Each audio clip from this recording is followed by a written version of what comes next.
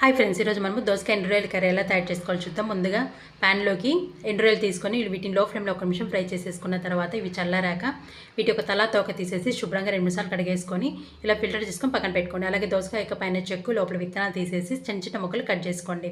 Stove on చేసి కడాయిలోకి 2 table spoon oil వేయండి. Oil వేడికాక జీలకర్ర, ఉల్లిపాయ ముక్కలు, పచ్చిమిర్చి, కరివేపాకు వేసుకొని ఫ్రై చేసుకోండి. అలాగే 1 టేబుల్ స్పూన్ అల్లం వెల్లుల్లి పేస్ట్ కూడా వేసేసుకొని దీన్ని కూడా మంచిగా ఫ్రై చేసేసుకోండి. ఇప్పుడు ఎండురొయ్యలు కూడా వేసేసి ఎండురొయ్యలు ఒక నిమిషం ఫ్రై చేసుకున్న తర్వాత ఇందులోకి దోసకాయ ముక్కలు, కొద్దిగా పసుపు, ఉప్పు వేసేసి ఒక్కసారి కలిపేసుకొని మూత పెట్టేసి ఒక 2 నిమిషాలు మగ్గనివ్వండి. ఒక 2 నిమిషాల తర్వాత ఇందులోకి 2 టమోటాలు, 1 టేబుల్ స్పూన్ కారం, 1 టేబుల్ స్పూన్ ధనియాల పొడి వేసేసుకొని ఒక్కసారి కలిపేసుకొని మూత పెట్టేసి ఇవన్నీ మంచిగా మగ్గనివ్వండి. ఇవన్నీ మంచిగా మగ్గిపోయిన తర్వాత చిన్న టీ గ్లాస్ నీళ్లు పోసేసి ఒక్కసారి బాగా కలిపేసుకొని మూత పెట్టేసి కూరని మంచిగా దగ్గర పడినివ్వండి. కూర మంచిగా దగ్గర పడిపోయి ఆయిల్ ఇలా పైకి వచ్చేసిందండి.